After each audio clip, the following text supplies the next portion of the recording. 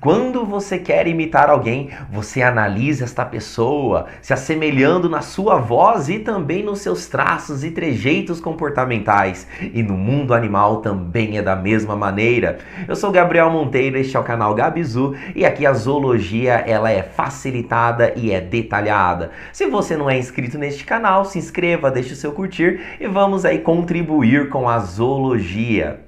Eu havia gravado um vídeo sobre a cripse e nós descobrimos que a cripse ela é conhecida como camuflagem. E no final deste vídeo eu havia mencionado que existia a cripse especial. Se você não viu este vídeo, eu vou deixar aqui na descrição para que você possa analisá-lo. E hoje iremos falar desta abordagem, a cripse especial, que é conhecida também como mimetismo ou travestismo. O mimetismo, ele é uma imitação enganadora de um ser animado ou de algo inanimado, sem relações filogenéticas, embora haja exceções. Nós temos que o mimetismo, um animal ele vai ser considerado mimético quando ele se assemelha a um organismo modelo para ludibriar um receptor.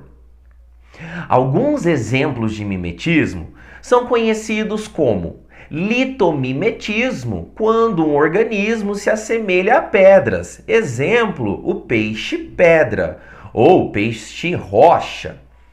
Nós temos também o fitomimetismo, quando um organismo se assemelha com os vegetais. Nós temos algumas esperanças que se assemelham com folhas. Entretanto, ao contrário da cripse, a cripse especial ou o mimetismo não necessariamente estará escondido do seu receptor. Entretanto, ele será confundido com outro organismo. Assim, ele terá dificuldade de ser reconhecido com o que ele é. Logo, o mimetismo apresenta os fenômenos desta cripse especial e nós conseguimos detalhar 4 tipos. E aqui você irá descobrir cada um. O primeiro tipo é o mimetismo batesiano, ou também conhecido como aposemático. Neste tipo de mimetismo, os organismos eles apresentam o mesmo tipo de coloração. Um exemplo são moscas que se assemelham a vespas na sua coloração. Determinados predadores entendem que as vespas podem proporcionar algum risco para o seu corpo. Nisso nós temos algumas moscas que se assemelham na coloração com estas vespas.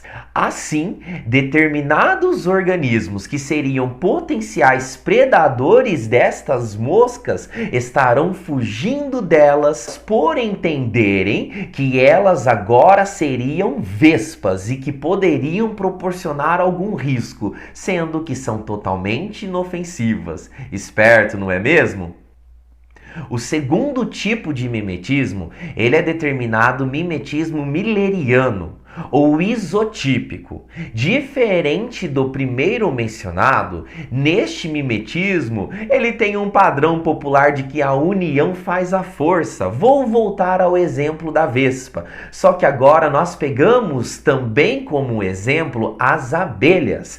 Abelhas e vespas podem possuir a mesma coloração. Assim, os organismos ao seu redor entendem que estes organismos podem proporcionar algum prejuízo para ele. Logo, eles não estarão se intrometendo ou não estarão lidando com estes seres. O terceiro tipo de mimetismo ele é conhecido como mertensiano.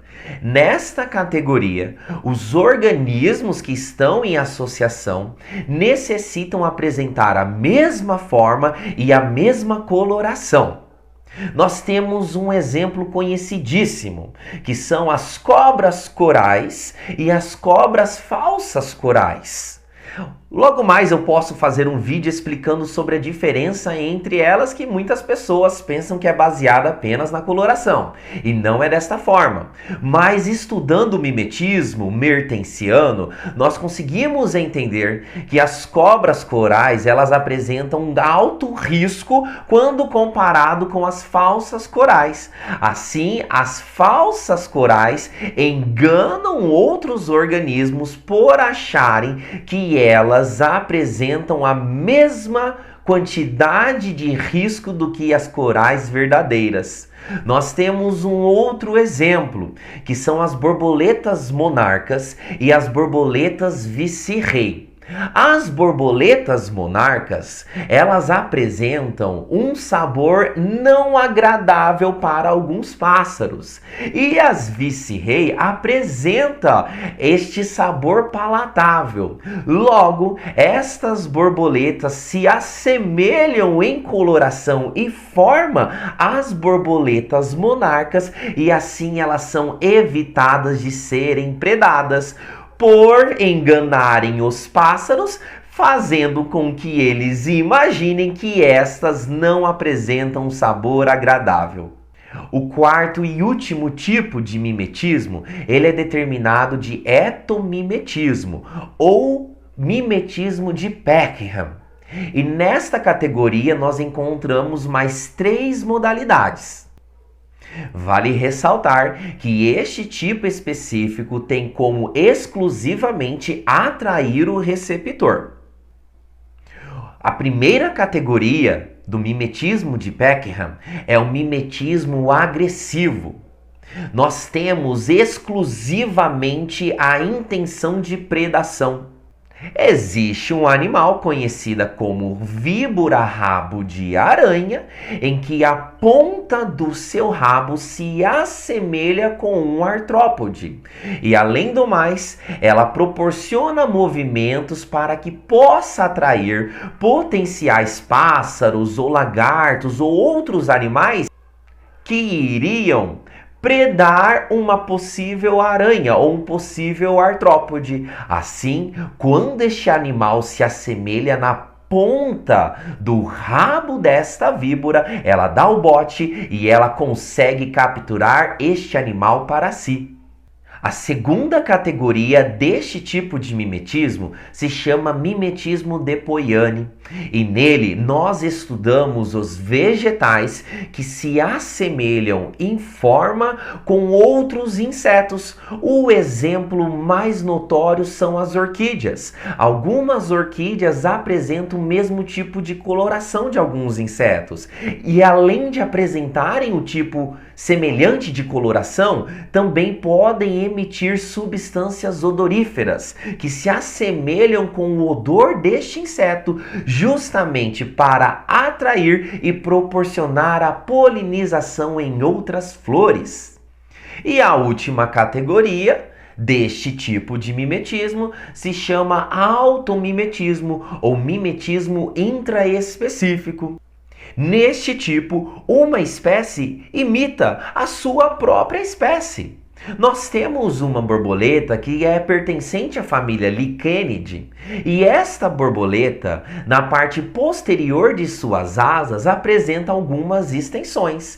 Logo, quando ela está utilizando do seu aparelho bucal para receber o néctar de determinada flor, as suas partes posteriores estarão para cima, se assemelhando com a sua cabeça, enganando possíveis predadores que pensariam que esta borboleta está em alerta. Nós podemos perceber o quão fascinantes são essas estratégias comportamentais, caracterizando em tipos de relações ecológicas, que é assunto para um próximo vídeo.